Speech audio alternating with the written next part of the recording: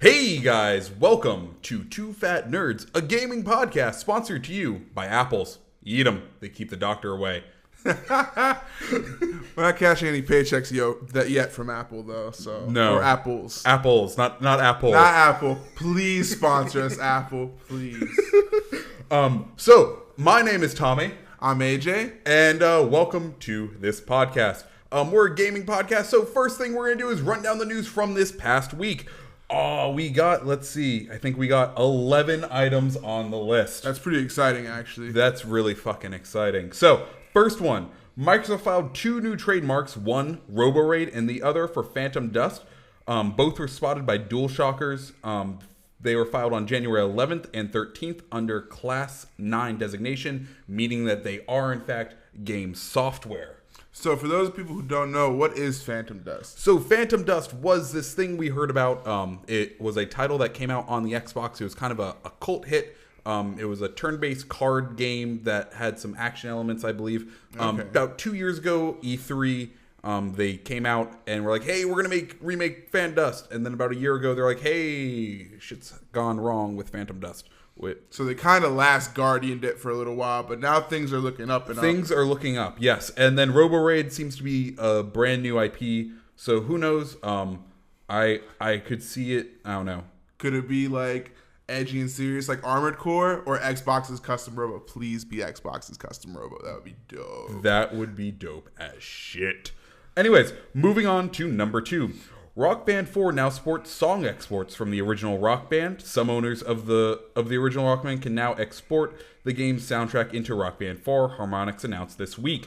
The operative word is some. Rock Band song export is currently live for only PlayStation 4 users in North America. Harmonix said it was working on bringing the feature to Xbox One worldwide and PS4 customers in Europe. PlayStation 4 Master Race. Oh God.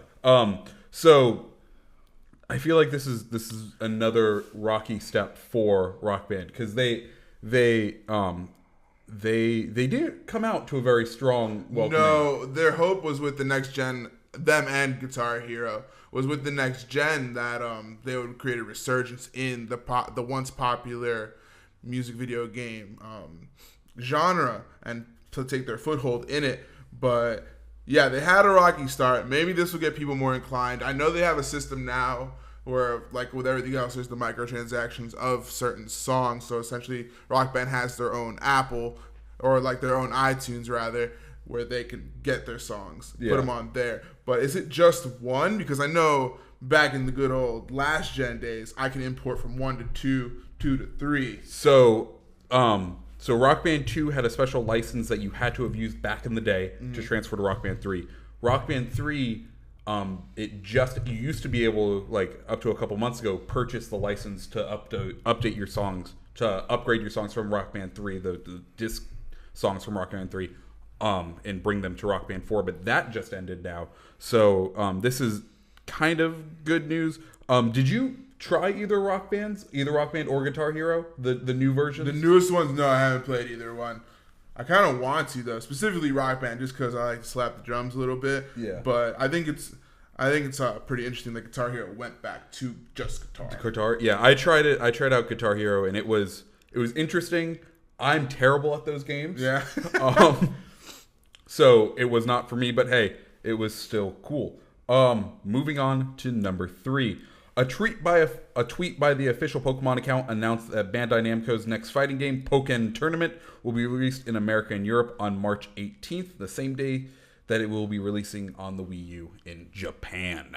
Which is also exciting. For those of you who don't know, Pokken is essentially a Pokemon-based fighting game, loosely inspired by Tekken with its three-dimensionalness to it, where, you know, instead of a 2D fighter where you just kind of go on in one plane, like say Street Fighter or Smash, you have an environment where you can circle each other and really fight. And I know so far they have like Charizard, Blaziken, Suicune, Pikachu. Yeah, that fucking lamp Pokemon, the lamp ghost. The Chandelure with which is kind of random. I don't know how that thing's gonna throw hands. I think it's just gonna spin like a fucking top, maybe. Like spin to win. Pikachu, I think, is in it. Mewtwo looks like the final boss. Yeah, it definitely looks interesting, and I'll give it a try. But it's cool that we're getting it at the same time as Japan. It was already released on the arcade systems in Japan, and now we're getting it for system, which is pretty exciting. Have you heard anything about it from the like? Is it good, bad, mediocre? From what I heard, it's not too bad. Like it's definitely enjoyable.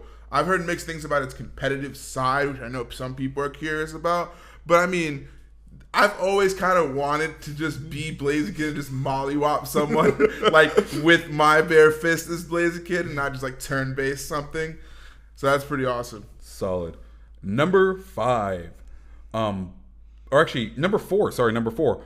In other Pokemon news, they also announced a 3DS bundle that will be coming out to mark its 20th anniversary. This new 3DS will come with 2 switchable faceplates and pre-installed with red, blue, and yellow versions. It's red, blue, and yellow? I thought it was just red, blue. No, what I saw, it was all 3. That's awesome. So yeah, I know I've seen the system itself, and for those of you familiar with the 3DS, its A, B, X, Y buttons are all 4 of the colors, which is really cool. Yeah. Oh, see, I only saw the thing. So inside is so it's kind of like the Famicom version that they did. Essentially, yeah. Yeah, okay. It's a callback to that, and the faceplates will go in the front and the back of your 3DS. One is Charizard and Blastoise, respectively, and it's the cover art it's the of the original games. Yeah, so that's really cool. That looked dope. I would get it just for the Charizard itself. I was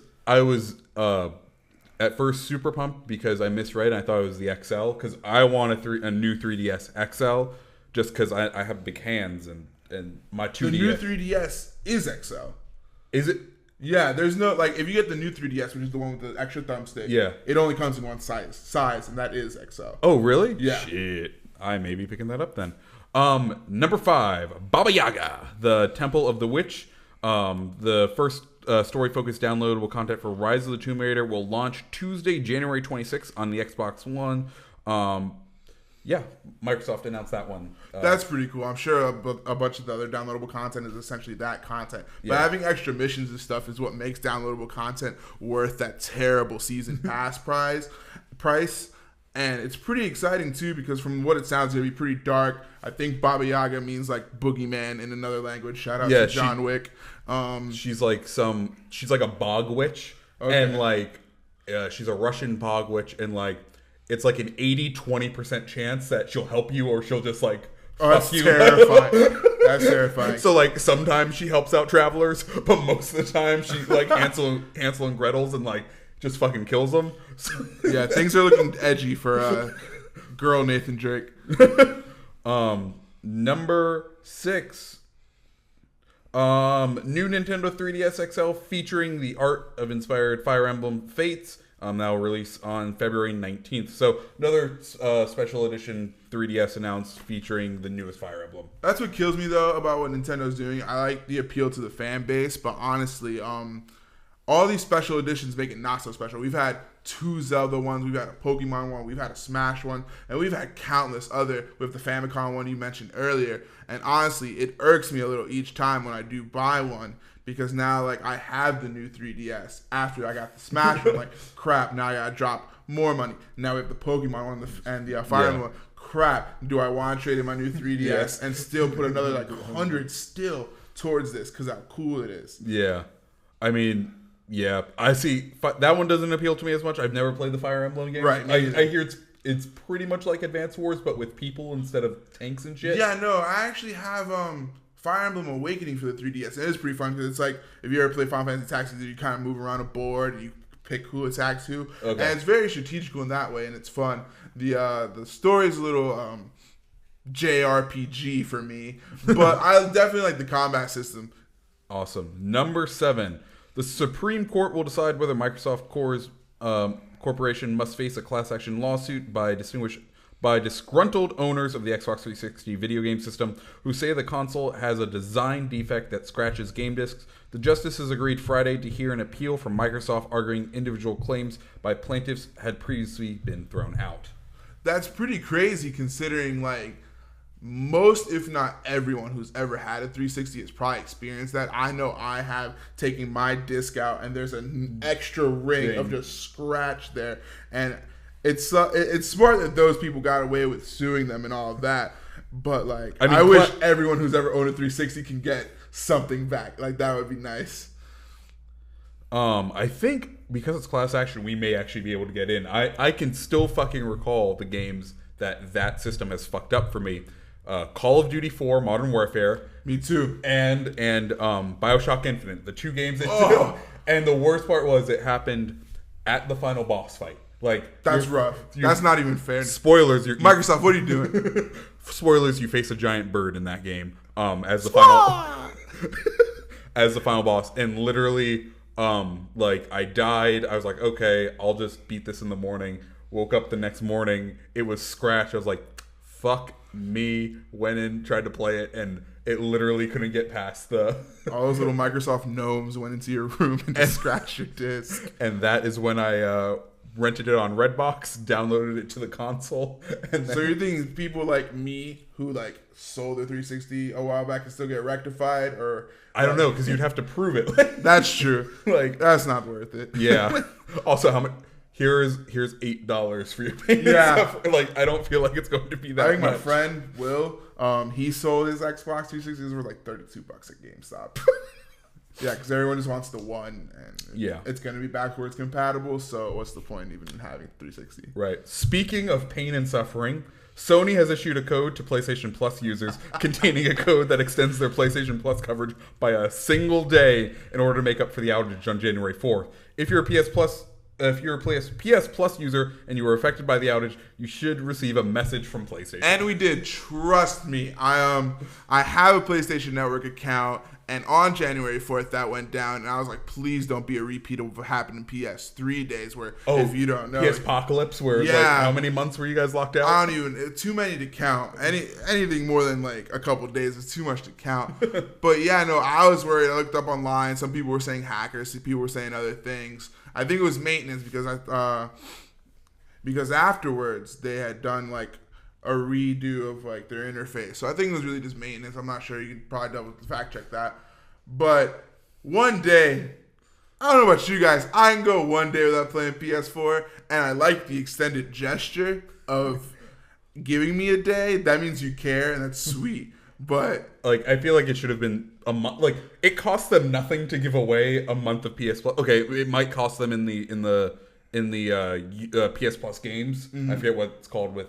No, it's probably, I think it's Games with Plus. I know free it's with Plus. Free with Plus, because I know Microsoft, it's Games with Gold, so it might cost them more than that. But like, people who already had, they're only giving the free day to people who already had PS Plus. So like, giving them an extra month wouldn't have killed them. And I feel like it would have been a much nicer gesture saying, hey, we fucked up. Let us go above and beyond what we fucked up to make it up to you guys. Not just this... giving us the day back. I'm not going to say it felt like a spit in the face, because it really was a nice thing. Like, they could have not given us anything. No, but at the same time, it's like... like, yeah. Number 9. The Division, Ubisoft's third-person shared world shooter, had a media day, and a ton of footage came out last week. And let's be honest, Destiny Modern Warfare looks great. Yeah. A lot of it it showed it's going to be a lot more of a tactical kind of feel. Almost absolutely. Like Mass Effect-y. Like most Tom Clancy games, it's going to have that tactical realm. Yeah. What are you on the Division hype train, or are you... I'm not so much. I just kind of like saw some videos. I was like, okay, this is a game I might watch someone play, but really it's a taste thing at that point. I really can't get into the what are they calling it? Not an MMO. Oh, shared world shooter. Right. We have to be specific with our branding because we don't want to get eaten by the MMO monster that is WoW. So we'll just call it that, a shared world shooter. Shared world shooter. Yeah, it's good news on its front. They said they're going to be doing free downloadable content, it looked like, or that's good. They had some sort of release schedule of free DLC. And day one, or no, just kind of like how Halo's been doing it, where it's just like every couple of weeks, maybe a little piece being thrown out. That's good. Here that's and good. there. But I think we can all agree $50 season passes are crazy. Yeah. And then the other thing that came out is during when they first revealed the game, they're like, yes, all of New York City is going to be in this thing. Mm-hmm. And then like even last year they showed off like a mission in Brooklyn, and then people got their hands on the game, and it's only taking place in Midtown. That's hilarious. So I feel like Brooklyn may be they're just polishing up the turd that is Brooklyn. Right. So just and to be fair, that to have a whole city like that run like that, it's understandable that you would need to release it in pieces and not all at once. Yeah. At least it is free, and at least I'm not having to pay in the end $110 for a game. In other division news, Xbox's Major Nelson announced that the game would be getting its own Xbox One bundle. It'll come with a 1 terabyte drive and will sell for $400 starting March 1. Now, you may have just realized March 1 is before the division releases. So I believe you'll probably get the division as a download code. They did this with, I believe, the Halo Special Edition console and a couple of other Special Edition consoles. So you'll be able to download it, and once it hits midnight, be able to play, which I kind of like because, one, you're getting the Xbox in, you get to update everything, you got to have everything go, and then right at midnight, as opposed to you scrambling home to play the game that you obviously love because you just bought a fucking $400 console for it, you get to play it instantly. I just kind of feel bad because they need, like, if you love the game that much, you probably want a physical copy of it. There's that point. But what kind of floors me and throws me off is that it's for the division and it's a special edition console, right? This isn't a new IP, am I correct? Essentially from the Tom Clancy franchise. Yeah. So if you're getting a whole system based off this game, and it's probably got like the skins on it for the division and stuff like that, you must really be banking on this game to be good. Like, I can understand if you get like a Halo Special Edition because you've loved Halo your whole life and you want the Special Edition, the Pokemon Special Edition. I have the Batman PS4 because I love Batman, but like, I think it may be it because I think if you buy a 1 terabyte hard drive, whatchamacallit, it's $400 to begin with. So at this point, it's just, I understand it's getting a free game. Yeah, it's a free game. That's respectable. Do you think Microsoft is partnering up with the division, becoming close with Ubisoft, just as a defensive measure against Activision? Because if you're looking at, they created Destiny, because right now Activision is they've broken up with Microsoft. Last console generation, all your stuff came out first and early on Xbox 360. You got your Call of Duty map packs, all that, and now Sony and Activision are now in bed together. They sleeping together. Do you think Microsoft has now gone, hey, world, he with my Bay number 1, I guess I'll come up to the second biggest like third party studio people Ubisoft, and try to get in bed with them. Who make Assassin's Creed also, if you don't know. Yeah, so like, do you think we're gonna start seeing more partnerships? Because the division is also the division's having a beta, and Xbox gets a day early access. Okay. So they're starting to show they might be leaning more towards. It definitely seems that way from what you told me earlier and stuff. Also, it would just make sense as a business move. You do need that competition. Yeah. It just sucks that Activision jump ships like that. Yeah. But honestly, I understand when you're outselling, when you've sold almost, was it double? I feel like Microsoft hasn't released sales numbers in months, so we don't know where they are actually at. But I could easily see Last time we checked, PlayStation 4 is definitely winning so far in this console generation. Yeah, they're hand over fist winning. Like, it's not a close race currently. It is hand over fist. PS4 is dominating. Moving on to the last piece of news.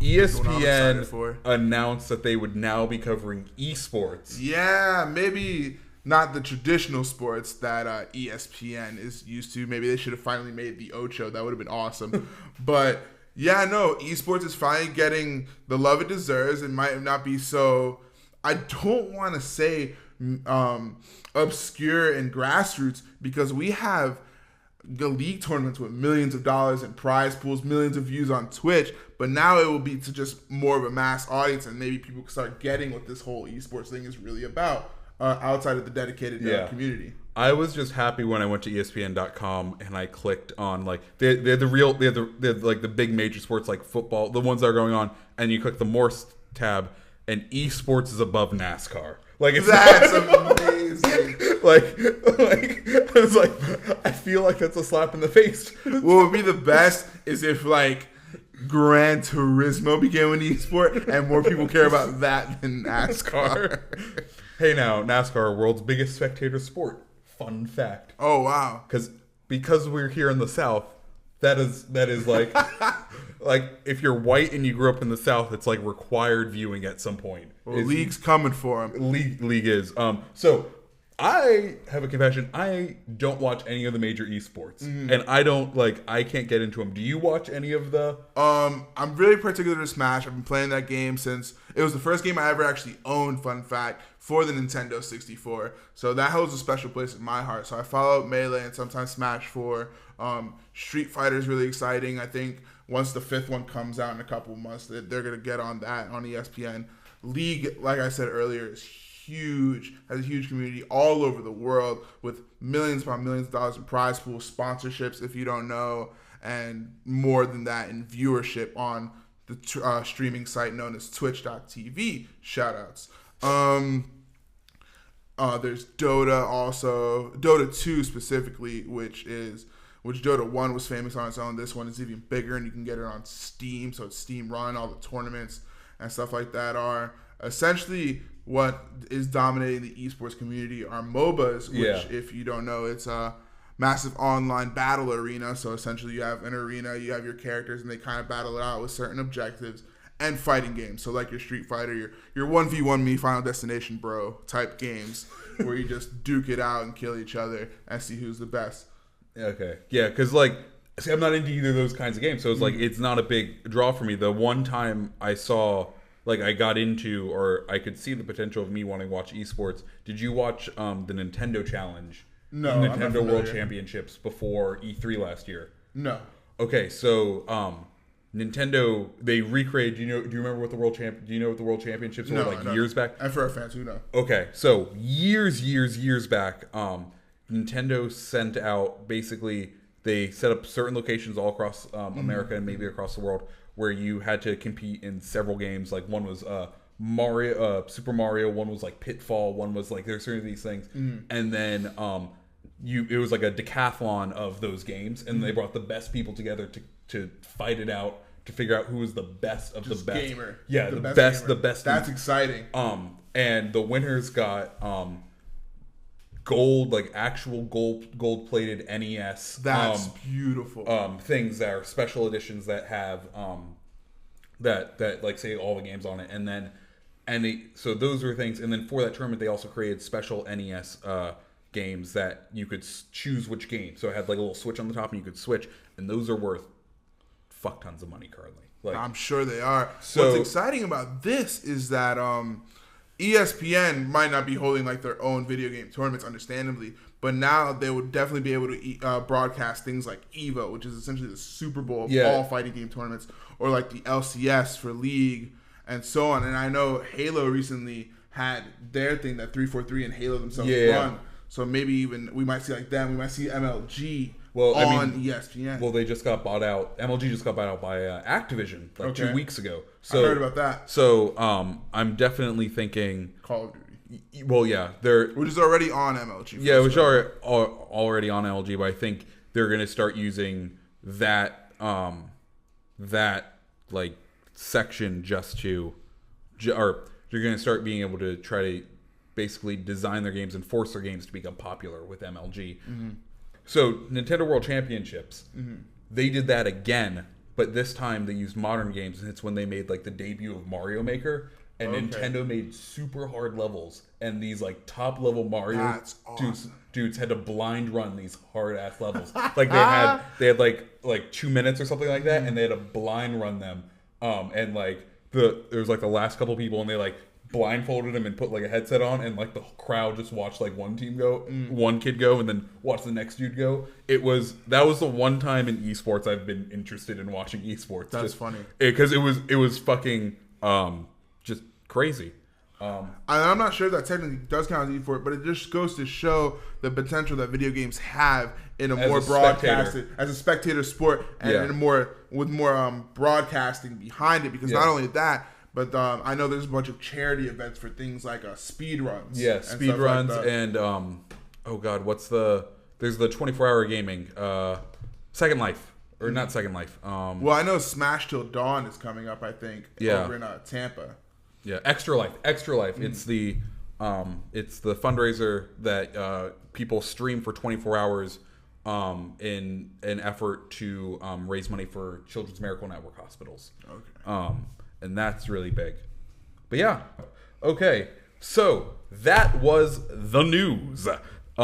Next, we're gonna go into a small segment I would like to dub the Mobile Minute. It's catchy. Yeah, exactly. There's some fucking alliteration there. We're so clever. So this will be a point where we shout out to a mobile game or app that's been pretty awesome this Taking week. the cell phone world by storms. Yes. All of your Temple Run, your Angry Birds, your Flappy Bird, and Clash of Clans. But what is it this week? This week, I would like to highlight Pocket Mortys. Pocket Mortys is so fun. For those of you who don't know, Pocket Morty is essentially a Pokemon-inspired game based on the Adult Swim TV. Inspired? No, it's a fucking ripoff. It's a ripoff. Okay, I was trying to be professional, but as Tommy said, it is a straight-up rip of Pokemon, its entire formula, based off the Adult Swim TV series. Like, literally, you walk up, like, you know how you go, like, there's the tower, like, the one town. Mm-hmm. You walk up to one of the Ricks, and he's like, I want to be the very best. The best there ever was.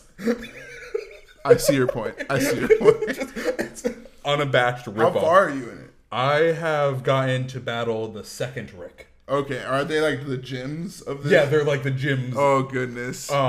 Yes, I have a team of Mortys. So from what I understand, because the show Rick and Morty exists within like a multiverse where every infinite possibility exists. Essentially, you travel to other ones, I believe, right? Yeah. And you collect the Mortys, which is the child character of the show, from other universes. And there's 52 total. So can you like just tell us like some of your favorite ones that you've experienced so far? I like Cat Morty, where like as he evolves, he just gets more cats. Like he's like he's an old cat lady, but in Morty form. But in child, yeah, that's funny. And then there's a mustache Morty. Who's just him with a mustache? Is he like an evil mustache? It grows into it. Like as oh my gosh! As it starts off kind of like mine, and then as it goes, it becomes twiddly and sinister. It's great. But yeah, Pocket Mortys. Just if you're looking for a game that isn't Pokemon that you can play on iOS, because there's not really, and it's free. It's free. It's an Adult Swim game. There are microtransactions in it, but you don't need to buy them. It would definitely help your game if you buy them, but by no means you actually have to buy them. And there's also a crafting system in that game. Is there? Yeah. So how does that work? So like, you don't like go out into the wilds. You'll like jump into a multiverse, and you'll like be there. And in that area, there are like random scattered craft items, like a supply. I'm gonna call it a supply drop. And like a head Rick you have to beat. Okay. So there's like Morty trainers spread around this world. Okay. So you can do the thing like when in Pokemon you're like, yeah, fuck this, I don't want to fight any trainers, and you strategically time their shit to go around them. So you can do that and like get all those things, and you pick up like random shit, and then you can go to like crafting tables and like make either like XP boosts for Mortys or just kind of random stuff like that. So it's they added a little to Pokemon because Pokemon doesn't have crafting, but beyond that, it's a fucking. Oh, it doesn't have crafting these days. I know. Okay, last thing, or let's talk about games that are coming out this week. I'm just gonna read these off. 5-Star Wrestling Regenesis on the PS4, Attractio on the PS4, Baseball Riot PS4 Vita, Krolixer Sigma PS4, Dark Cloud 2 PS4, Inside My Radio PS4, Klaus PS4, Oddworld New and Tasty on the PS3, PS4, and Vita, Red Game Without a Great Name PS4, Stardust Vanguards PS4, Tachyon Project PS4, Resident Evil 0 HD Remaster on the PC, PS3, PS4, Xbox 360, and the Xbox One. Gotta corner that market. Yep. Resident Evil Origins Collection on the PC, PS3, PS4, Xbox 360, Xbox One. A Boy and His Blob, PC, PS4, Xbox One. Altair Echo and Logi Plus Alchemists of Dusk Sky, Vita. And Life is Strange Limited Edition on the PS4 and Xbox One. I think it was really funny and interesting how many of those for the Vita, because I didn't think that game still was like that. I feel like this is the most releases of Vita has seen in forever. In quite some time. Like they tried, bless their little hearts, but my goodness. Yeah. And then one other that we didn't have on here, Mario Kart, the 64 version is going to be available on Nintendo's eShop starting Wednesday, or today, I guess. Would you say, is there one in particular that stands out and you're most excited for? I think, okay, so Mario Kart, because we have 3 N64s in this house, and every single one of them is still very hard to get running. So if we want to play things like Drunk Mario Kart, it's a 20-minute endeavor to get that to go. So to have a version that we can just fire up and like straight into, because like way we play Drunk Mario Kart, it's better if you have no CPUs. And all the other Mario games, if you do split screen, there are CPUs in it. But because the N64 had such little power, if you did split screen, they couldn't have CPUs. So like it's perfect for like 4v4 or not 4v4, but couch co-op, 4-player. I'm definitely excited for those Resident Evils. I'm glad they've kind of gone back to their more survival horror roots in remaking and remastering them. And it's not just the quote-unquote HD remake where it's slightly better. They've overhauled the graphics completely, and it's great, and it adds the co-op system from Resident Evil 5. That's nice. Yeah. I know. And Dark Cloud 2 stood out to me because, I don't know if you remember, but Dark Cloud was a little action game for PS2 and Xbox back in the day. Damn. Those were really fun. So the fact that there's a second one coming out, that kind of just crawled in there, so it might not get the attention it deserves. So I just wanted to give it a little nod, because I think people who are nostalgic for that game definitely should check that out. Yeah. The only other one that stands out to me is Tachyon Project, just because I like to say the word tachyon. Tachyon, super science. It's super sciencey. I don't know what it's about, but tachyon. Awesome. So, let's go into our last bit, which is, what have you been playing this week? This week, I've been playing a lot of Rainbow Six Siege. Yeah, I've been on that. It's so good. Do you see the new operators that are coming out for it? No, tell me. Okay, so leaked last night at I think 6 o'clock at night. Lucky you guys. Yeah. It got revealed that the next set of operators, we had a hint that they would be Canadian. There had been a leak image showing a Canadian flag on the next set of operators. We actually got to see their faces and their names and all that fun stuff. They are JTF2, which is Canadian counterterrorism unit. We get one defender, one offender, or one offensive, one defensive. The defensive one is it's a girl. Her name is Frost. She has a bear trap that she puts down. Oh, Canada. Yeah, oh, Canada. Which is okay. So, fun fact, I learned this one today. Kapkan. Do you know what that's Russian for? No. Bear trap. That's awesome. So I feel like this was a gadget they initially designed for Kapkan, and they're like, no, we need a laser trip mine in this game, and they kept his name, and then they just put this as you know what also has really big North country and has wild animals. Canada, will give it to the Canadian chick. From the description, it says a mechanical device that will incapacitate. So to me, that tells me one, IQ and Thatcher won't be able to counter it, or IQ won't be able to see it. Thatcher won't be able to grenade it. And incapacitate tells me it will probably set you to the down state or nearly kill you. It won't be a one-hit kill area effect, kind of like Kapkan stuff. Right. I think it could be really cool if you're able to hide it. It definitely should if it's just a bear trap. Yeah, it is a bear trap. I don't know. I've had my hand caught in a beaver trap, and those fucking hurt. I can imagine. So, I can only imagine a fucking bear trap, with the fucking teeth. Right. It's still fun and silly, Yeah. though. As serious as Rainbow Six Siege is. Who the fuck carries tactical? I'm not gonna go into this building, try to disarm this bomb. Better bring my trusty bear traps. I kind of hope it'd be really cool if one of the new maps is some weird hunting cabin, and then that would be pretty cool. I could it would fit. It would fit. They should have a Canada stage because one of the maps we've seen is we think we've seen is a yacht trapped in ice. So that's so cool. So an assault on. That's just visually interesting. Yeah, it's really, that could be really fucking cool, a mega yacht trapped in ice. That would be a dope map. So the second guy, his name is Buck, and his special ability is called Frost. Her two weapons are the Super 90, the Benelli Super 90. It's a shotgun, made in Italy.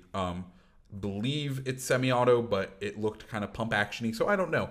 The second gun is a submachine gun from World War II. It has a super low fire rate, so it either needs, and it looked like it did very little damage, so she may be useless on the gun front, which is kind of terrifying. The other operator, his name is Buck. Of course it is. He's the first guy we've actually seen their whole face. He's the only person we've actually seen their whole face. His special ability is called the Skeleton Key, which is basically a master key, which is a shotgun that mounts on the lower rail of a rifle, so that you could, in the real world, what you use it to breach a door really quickly. You breach, and then you just shimmy back onto the magazine and to your regular trigger, and then you're able to go in. His two weapons are the C891, which is it's a Colt M4. It's an M4, just Canada's like their licensed variant of it that they're able to mass produce for their army, and the Candor, Candr, and that's it's either a G3 or an FNFAL variant. So that's a battle rifle, so it'll be like Twitch's rifle. So those are cool. And he gets breaching charges and flash grenades.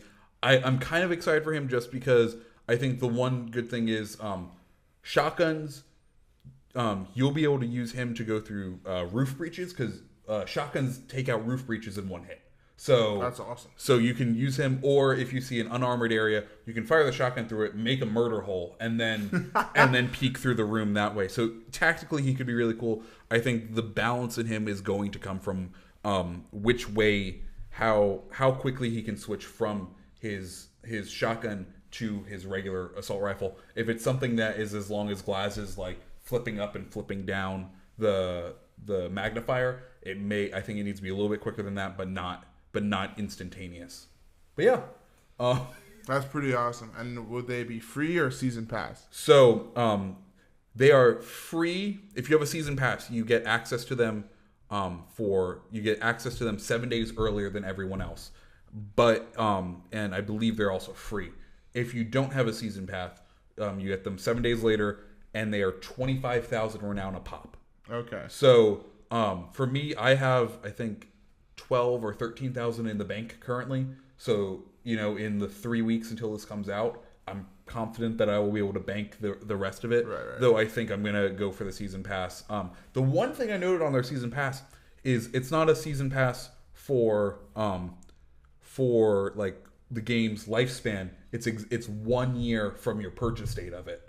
Interesting. So today they released the skins, the first set of skins that you can get as a premium member. If you're not into the skins, I'd wait off until that 7 day starts and then buy the season pass then, because they may release something else. Absolutely. And then you just screwing yourself out of content. So it sounds like they're trying to go for this one game to have a long lifespan. Yeah, no. Well, they pitched it initially as a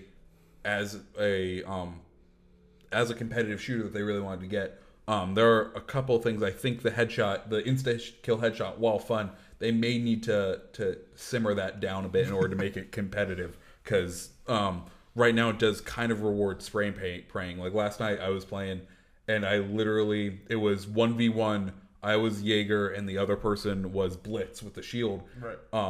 And he had me. He was in the room securing, so I was coming in. I had to kill him. I couldn't outflank him. And he got in the room, he flashed me, I was blind, and I just started spraying, and he went to go shoot me, and one of the random bullets just hit him in the head, dead. Our team won. That shouldn't have happened. I'm so happy I was recording, don't worry.